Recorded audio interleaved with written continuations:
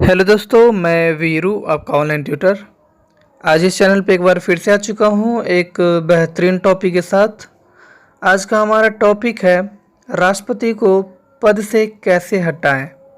यही नहीं बल्कि इससे संबंधित कई प्रकार के एमसीक्यूज क्वेश्चंस आने वाले हैं आपके लिए, और ये सारे के सारे राष्ट्रपति के ऊपर होगा। और बेहतर इन्फॉर्मेशन आज आया है इस टॉपिक पे, इस चैनल पे, और आपको ये थोड़ा सा टाइम देना पड़ेगा और ये टाइम आपको ख़राब नहीं जाने दूंगा। राष्ट्रपति से संबंधित कई सारी ऐसी बातें हैं जिससे जानकर आपको बहुत ही अच्छा लगेगा। तो चलिए शुरू करते हैं बिना देरी किए। पहला क्वेश्चन है कि राष्ट्रपति को पद से अगर हटाना हो तो कैसे हटा सकते हैं। तो दोस्तों याद रखिएगा, राष्ट्रपति को पद से हटाना है तो महाभियोग प्रस्ताव होता है। महाभियोग प्रस्ताव संसद में पेश करना पड़ता है। अगर संसद के दोनों सदनों में 2/3 बहुमत से अगर महाभियोग प्रस्ताव पास हो जाए तो ऐसे में राष्ट्रपति को इस्तीफा देना पड़ जाता है, पद छोड़ना पड़ जाता है। और याद रहे, देश में जो न्यायाधीश है सर्वोच्च न्यायालय के और उच्च न्यायालय के, उनको भी पद से हटाना है न्यायाधीशों को, तो महाभियोग प्रस्ताव ही लगाना पड़ता है।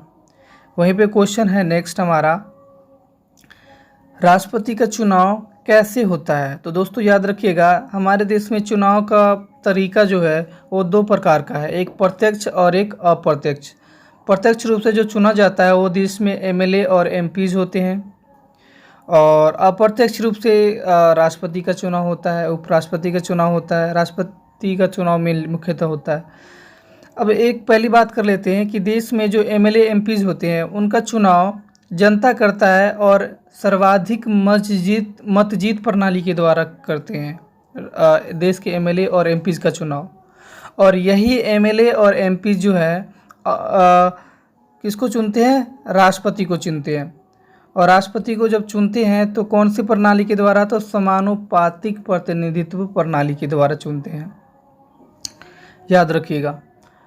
और इस तरह से आपको समझ में आ गया होगा कि हम एमएलए और एमपी को चुनते हैं, और एमएलए और एमपी देश में जितने भी है वो राष्ट्रपति को चुनते हैं। तो राष्ट्रपति अप्रत्यक्ष रूप से चुना जाता है। वहीं पे राष्ट्रपति आपातकाल किस अनुच्छेद के द्वारा लगाता है, ये क्वेश्चन बनता है नेक्स्ट। तो याद रखिएगा, हमारे देश में आपातकाल 3 प्रकार की व्यवस्था किया गया है आपातकाल की। और सबसे पहले केंद्रीय आपातकाल जो 352 के द्वारा, फिर प्रांतीय आपातकाल जो 356 के द्वारा, और वित्तीय आपातकाल 360 के द्वारा लगाया जाता है। नेक्स्ट क्वेश्चन है कि अगर राष्ट्रपति की मृत्यु हो जाए या वो पद से इस्तीफा दे दे, या कुछ समय के लिए बीमारी में अगर छुट्टी ले लेते हैं, तो कुछ समय के लिए उनके पद को कौन संभाल सकता है। तो याद रखिएगा,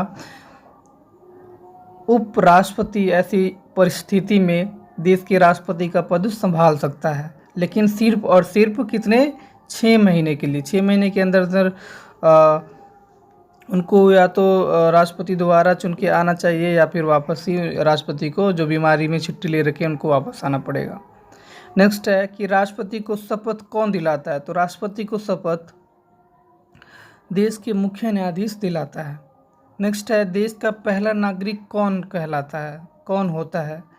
तो देश का पहला नागरिक राष्ट्रपति होता है, दूसरा उपराष्ट्रपति होता है। नेक्स्ट क्वेश्चन है कि देश में कई सारे हमारे पास राज्य हैं और हर राज्य में एक राज्यपाल होता है। तो राज्यपालों की नियुक्ति कौन करता है। तो राज्यपालों की नियुक्ति देश के राष्ट्रपति करते हैं, और इनका कार्यकाल 5 साल का होता है, लेकिन राष्ट्रपति जब चाहे उनको पद से हटा सकता है। संसद के दोनों सदनों की संयुक्त अधिवेशन कौन बुलाता है।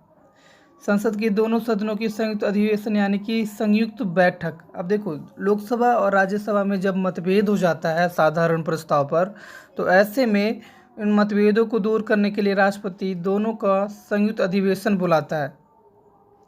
और जब संयुक्त अधिवेशन जब बुलाते हैं तो ऐसे में इसकी अध्यक्षता कौन करता है। तो इसकी अध्यक्षता राष्ट्रपति नहीं करता, याद रखिएगा। वो जस्ट बुलाता है दोनों की एक साथ बैठ के, लेकिन इन बैठकों की अध्यक्षता लोकसभा का अध्यक्ष करता है।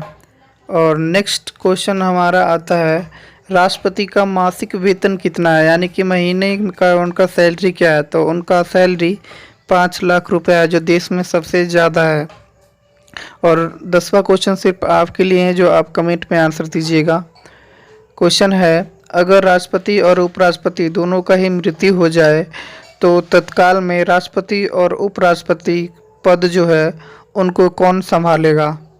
चलिए आंसर दीजिएगा। और वीडियो अच्छा लगा होगा तो प्लीज़ लाइक शेयर कमेंट और सब्सक्राइब कर दीजिएगा और साथ ही बेल आइकन को दबा लीजिएगा। Thank you so much.